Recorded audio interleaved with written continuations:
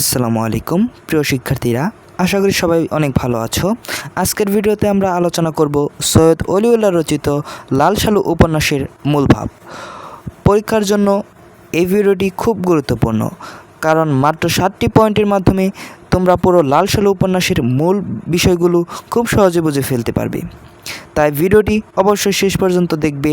আর যদি এখন আমার চ্যানেলটিকে সাবস্ক্রাইব না করে থাকো, তাহলে এখনই সাবস্ক্রাইব করে পাশে থাকা বেল আইকনটি অন করে দাও। চলো আর দেরি না করে শুরু করা যাক। প্রথমেই জেনে নিই লাল সালু উপন্যাসের রচয়িতা কি। এর রচয়িতা সৈয়দ অলিউল্লাহ। তো 7টি পয়েন্টের থেকে প্রথম পয়েন্টে আমি শুরু করছি। 1. ধর্মকে পুঁজি করে ব্যবসা। পুরো লাল সালু উপন্যাসের সবথেকে গুরুত্বপূর্ণ বিষয় হলো ধর্মকে ব্যবহার করে কিভাবে কিছু মানুষ নিজেদের স্বার্থ হাসিল করে। উপন্যাসে দেখা যায় মজিদ অন্য একটি গ্রাম থেকে মোহাম্মদনগর গ্রামে আসে।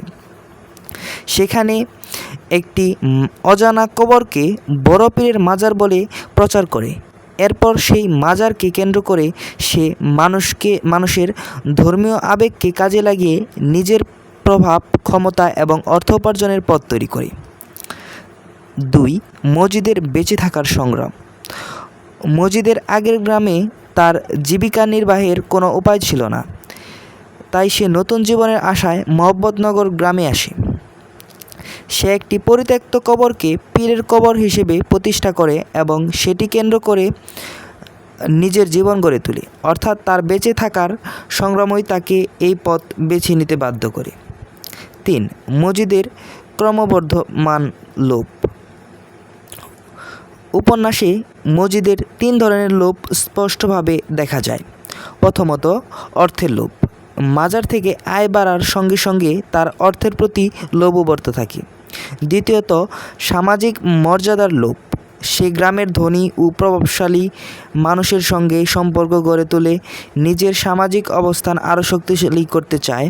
তৃতীয়ত, নারীর প্রতি লোভ। রহিমা তার প্রথম স্ত্রী হওয়া সত্ত্বেও পরে সে জলিমাকে দ্বিতীয় স্ত্রী হিসেবে বিয়ে করে। 4.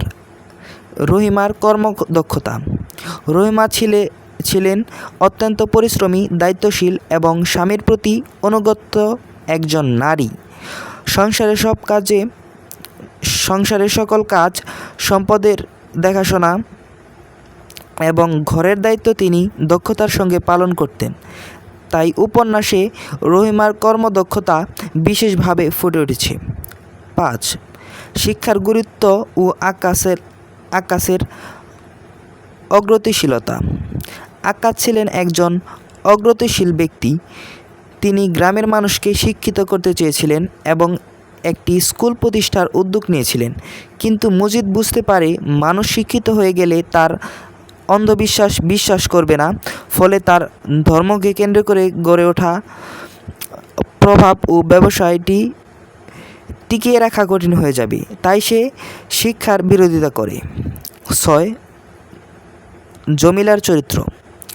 জমিলা ছিলেন মজিদের দ্বিতীয় স্ত্রী। তার মধ্যে প্রতিবাদী মনোভাব লক্ষ্য করা যায়।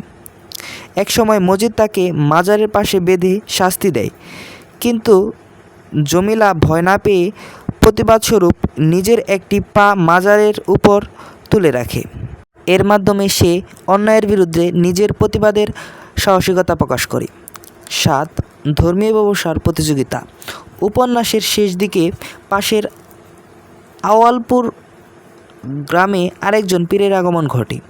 অনেক মানুষ তার কাছে যেতে শুরু করে এবং তার কাছ থেকে পানি পড়া নিতে থাকে। এতে মজিদের মনে ভয় ও অনিশ্চয়তার সৃষ্টি হয়।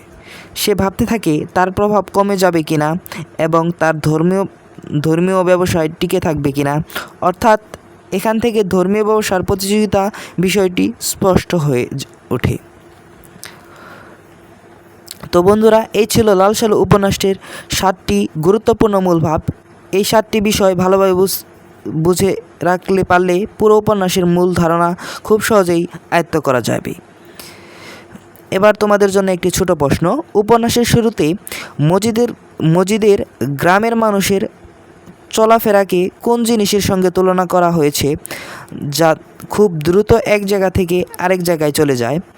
উত্তরটি অবশ্যই কমেন্ট করে জানাবে। ভিডিওটি যদি তোমাদের ভালো লেগে থাকে তাহলে অবশ্যই লাইক দিও, বন্ধুদের সঙ্গে শেয়ার করো। এমন আরও শিক্ষামূলক ভিডিও পেতে আমাদের চ্যানেলটি সাবস্ক্রাইব করে সাথে থাকো। আজকের মতো এখানেই বিদায়। সকলেই ভালো থেকো, সুস্থ থেকো। আল্লাহ হাফিজ।